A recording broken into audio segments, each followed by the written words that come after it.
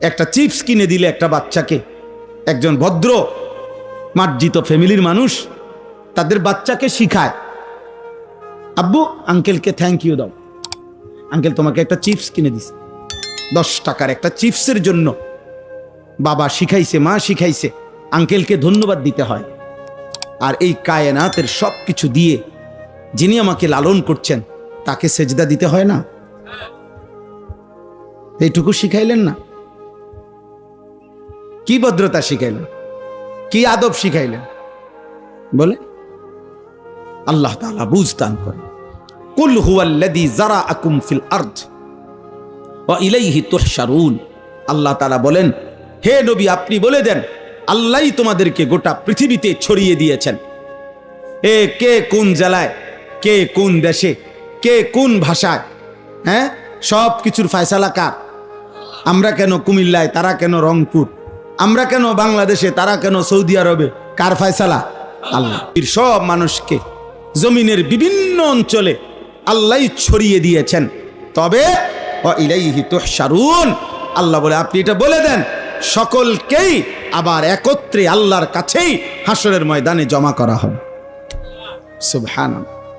ওই যে জাল দেখলে বোঝা যায় না, পুকুরের মধ্যে জাল যখন মারে তো এটা তো এমন সুন্দরে ছড়ায়া দিছে, একটু পরে তিনি আবার টান দিয়া এই জাল গুটায় ফেলে। আল্লাহ তাআলা বলেন, আমি এই কোটি কোটি মানুষ জমিনের সর্বত্র ছড়িয়ে দিয়েছি, আবার আমি একদিন এটারে গুটাইয়া এক মাঠে জমা করে ফেলব। ওয়ায়াকুলুনা মাতা হাদাল ওয়াদু ইন কুনতুম সাদিকিন। আল্লাহ বলে, নাফরমান পাপীরা তারা বারবার নবীকে বলে, হে মুহাম্মদ যদি তুমি সত্যবাদী হও তো সেই ওয়াদাকৃত দিন হাসরের মাঠ কই হচ্ছে না কেন? কোন দিন হবে বলো? এই বিদ্রুপ করত, নবীজিকে ঠাট্টা করত, কই বাপ মরল, দাদা মরল, দাদার বাপ মরল, দাদার দাদা মরে গেল, কেউই তো কই কোনো হাসরের নামগন্ধ দেখলাম না, আখিরাতের নামগন্ধ দেখলাম না, কই হয় না কা? এভাবে বিদ্রুপ করত। এই অনেক মানুষ আছে তো ভিতরে ভিতরে, ও মাইত না, হুজুররাই দি কয়ে, ও যত কয় এত না, ও এত না। আমি একদিন একজনরে কইছি, চাচা আচ্ছা ধরে নিলাম আমি যত কইছি এত না, মনে করেন এর অর্ধেক, তা আপনি অর্ধেক ফিডা লইতেন ফেরবিন নি? হেটা তো তাহলে আমি যে এত কই এত নাকি? বুঝেন না এমনি কথাটা?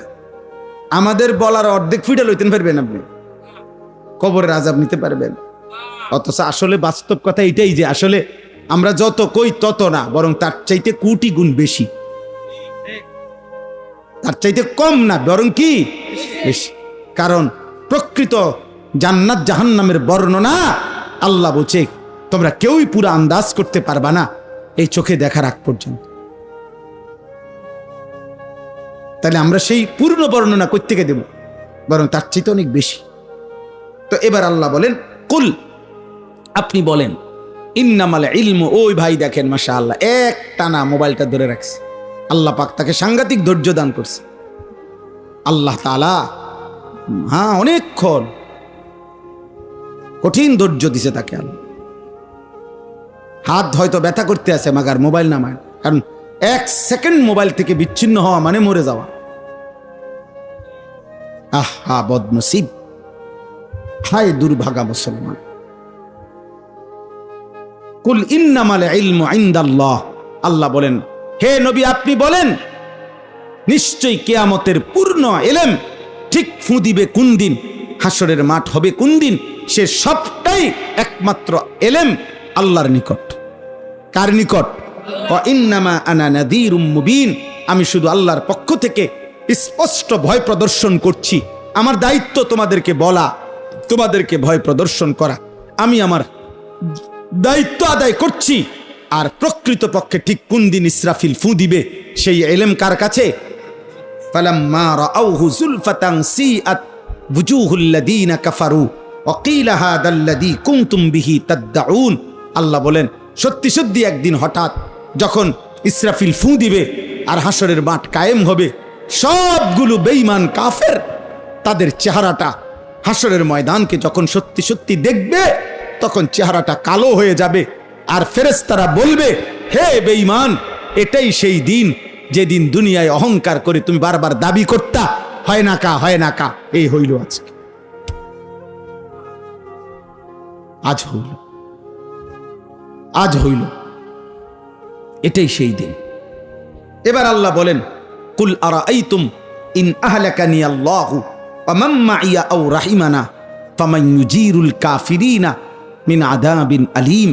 হে নবী, আপনি বলেন, হে কাফেররা, নাফরমানরা, বেঈমানরা, শোনো, আমি নবী মুহাম্মদ, আমাকে আর আমার অনুসারী সাহাবাদেরকে, ইমানদারদেরকে যদি আল্লাহ দয়া করে মাফ করে দেয়, জান্নাত দেয় অথবা আযাবও দেয়, তো আমারে যাই করে করুক, আমার অনুসারীদেরকে যাই করে করুক, কিন্তু নাফরমানার পাপের কারণে তোমাদেরকে আল্লাহর আযাব থেকে রক্ষা করবে কে, সেটা বলো। বুঝেন নাই কথাটা? আমার যা হয় হইব, ধরে নিলাম, কিন্তু আপনি বাঁচবেন কেমনে? আপনি বাঁচবেন কেমন?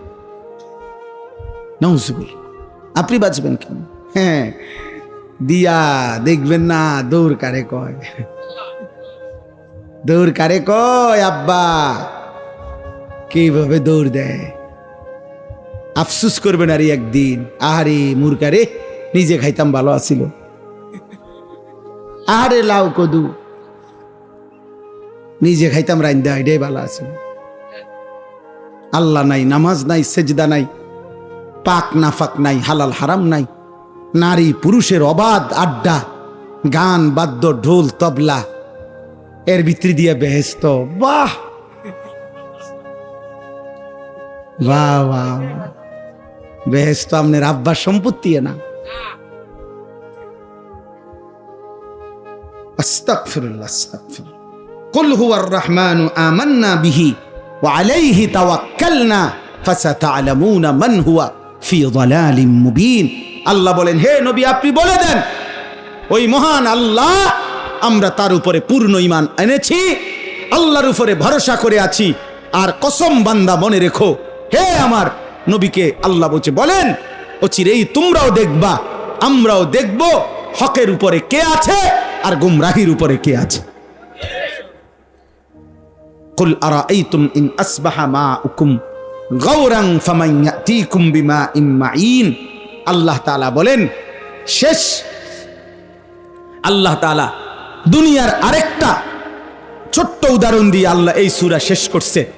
আল্লাহ তাআলা বলেন, বান্দা, হে নবী, আপনি বলেন, আমি আল্লাহ যদি তোমাদেরকে প্রতিদিন যে পানি সারা পৃথিবীর তোমরা ব্যবহার করছো, তোমাদের নিত্য প্রয়োজনীয় প্রয়োজনে, এই পানির যে লেয়ার, এই পানির যেই মাটির নিচে যেটুকু গভীরতার নিচে পানিটা থেকে, ওইখান থেকে প্রতিনিয়ত পানি উঠতেছে, আল্লাহ বলেন, আমি যদি ওইটা ওইখানে না রাইখা একদিন যদি আমি জমিনের তলদেশে ওই পানিটা নিয়ে যাইগা, ওইটার লেয়ার, তো তোমাদের জন্য এই কোটি কোটি মানুষের একদিনের ব্যবহারের পানি বলন কই পাইবা এই মজা। কোরআনুল কারীমের মধ্যে আছে, নবীজি সাল্লাল্লাহু আলাইহি ওয়াসাল্লামকে আল্লাহ তাআলা বলছেন, ওয়াদাক্কির ফাদাক্কির ইন নাফাআতিদ যিকরা।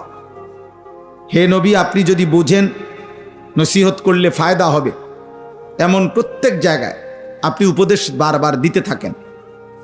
আর মনে রাখবেন, সায়াযাক্কারু মান ইয়াখশা, যার অন্তরে আল্লাহর ভয় আছে সে আপনার কথা থেকে উপদেশ গ্রহণ করবে। ওয়া ইয়াতাজান্নাবুহাল আশকা, আর প্রত্যেক বদনসিব দুর্ভাগা আপনার কথা থেকে, উপদেশ থেকে দূরে সরে থাকবে। তাহলে আল্লাহ তাআলা বলেন, আপনি বলতে থাকবেন। যার দিলে আখিরাত আছে, আল্লাহর ভয় আছে, সে গ্রহণ করবে। আর দুর্ভাগা, বদনসিব, আখিরাত যার দিলে নাই, সে তার থেকে দূরে সরে। আল্লাহ তাআলা কোরআনে আরো বলছে, ফাদাক্কির ইন্নামা আনতা মুদাক্কির।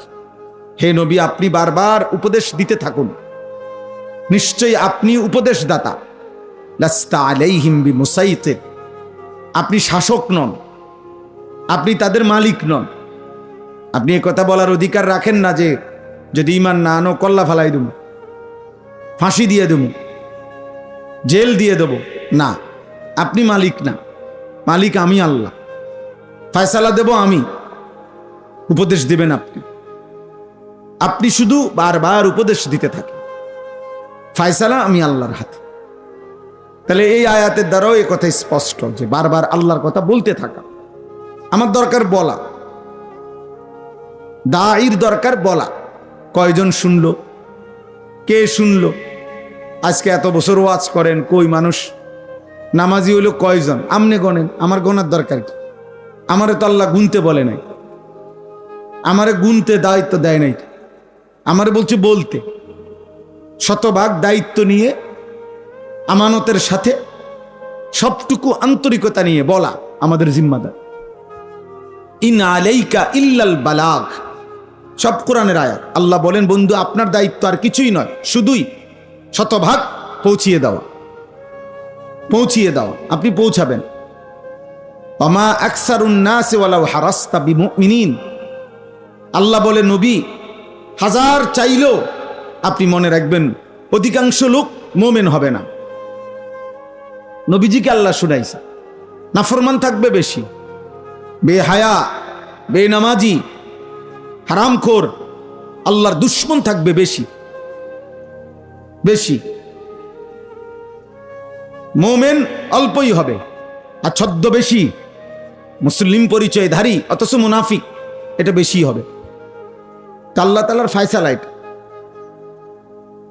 আল্লাহ তাআলার ফয়সালা। ওয়ালাকাদ ফাতান্নাল্লাযীনা মিন ক্বাবলিহিম, প্রত্যেক যুগের ঈমানদারকে আমি পরীক্ষা করেছি।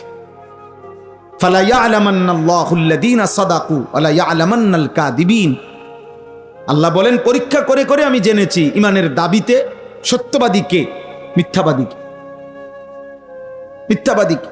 প্রত্যেক ওয়াক্ত নামাজের টাইম পরীক্ষা, প্রত্যেক রমজানের রোজা পরীক্ষা, প্রত্যেক সম্পদশালীর জন্য যাকাত দিচ্ছি কিনা, হজ করছি কিনা পরীক্ষা, প্রতিবার নারী সামনে আসলে পরীক্ষা, নজর নামায় না তাকায় থাকে, প্রত্যেকটা গুনার মুখে পরীক্ষা, গুনাহ করছে নাকি ছাড়ছে, প্রত্যেকটা আমলের মুখে পরীক্ষা, আমলটা করছে না ছেড়ে দিচ্ছে।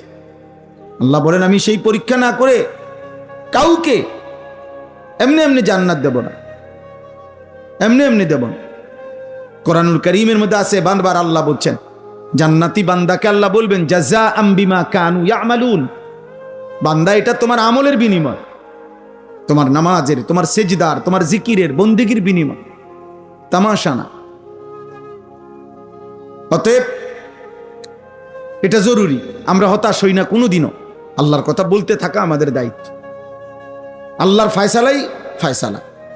ওয়ালা ইয়ানফাউকুম নুসহি ইন আরাদতু আন আনসাহা লাকুম ইন কানা আল্লাহু ইউরিদু আন ইউগবিয়াকুম। নূহ আলাইহিস সালাম এটা বলতেন, হে আমার জাতি, দিবানিশি আমি তোমাদেরকে যে উপদেশ দিচ্ছি, আমার উপদেশে কোনো কাজে আসবে না যদি আল্লাহ তার বিপরীত সিদ্ধান্ত নেয় যে তোমাকে তিনি বেঈমানি রাখবে, পথভ্রষ্টই বানাইয়া রাখবেন। এটা যদি আল্লাহর ফয়সালা হয়, আমার ৯৫০ বছর না ৯.৫ লক্ষ বছরের উপদেশও কোনো কাজে হবে না। ফয়সালা কার হাতে? আল্লাহ তাআলার হাতে, আল্লাহ তাআলার হাতে। হ্যাঁ, অনেক মানুষ আছে দেখবেন কয় হুজুররা ওয়াজ তো করতে আছে ডেইলি, কই নামাজি কই না, তো এই জন্য আপনি বুদ্ধি দেন যে ছেড়ে দিত, বন্ধ করে দিত। কোন আপনার বুদ্ধি দেন এটা? সবাই আপনার মতো বই বই সাদোয়ানে বিড়ি খাক, বলেন সবাই আপনার সাথে বসে বিড়ি খাক, যেহেতু কেউ নামাজি হচ্ছে না তো বন্ধ করে দেই, এটা নিয়ে দায়িত্ব। আর নামাজি হচ্ছে না আপনাকে কে বলছে? কে বলছে পরিবর্তন হচ্ছে না? প্রতিদিন পরিবর্তন হয়, প্রত্যেক দিন। খোদার কসম, এই বাংলাদেশেও প্রতিদিন আমাদের মুসলিম কিশোর, যুবক, নওজোয়ান ছেলে হাজারো প্রতিদিন ১ জন, ১০ জন, ২ জন, ৪ জন আল্লাহর দিকে ফিরছে। লক্ষ লক্ষ যুবক আমরা জানি আলহামদুলিল্লাহ গুনাহ করে করে ক্লান্ত, গুনায় আর মজা পাচ্ছে না, নারী দেখে আর ভাল লাগে না, আর কত দেখবে? উলঙ্গ ছবি আর কত দেখবে? অশ্লীল দৃশ্য আর কত দেখবে? অসভ্যতা আর কত করবে? আর কত? গুনাহ কোনোদিনও তৃপ্তি দেয় না, আজ না হোক কাল থামতেই হয়। পাপী থামেই, এটাই সত্য। পাপী একদিন আফসোস করে যে কিছুই পাইলাম না, কিছুই পাইলাম না। হারামখোর একদিন থামেই, একদিন বেলা শেষে দেখে কেউ তাকে ভালোবাসে না। সুদখোর একদিন দেখে কেউ তাকে ভালোবাসে না। ঘুষখোর একদিন দেখে কেউ তাকে ভালোবাসে না। আপনজনও না, দূরের কেউ।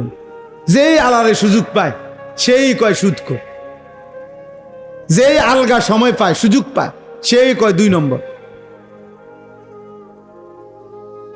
হ্যাঁ, দুষ্ট, দুশ্চরিত্র। শেষ পর্যন্ত ইজ্জত মিলে না আব্বা, শেষ পর্যন্ত সম্মান মিলে না। 70 বছর পরে হইল পাপী, তার প্রজন্মের কেউ হইল পূর্বপুরুষের পাপের প্রায়শ্চিত্ত হিসেবে তাকে শুনতে হবে তোর দাদা 2 নম্বর আছিল।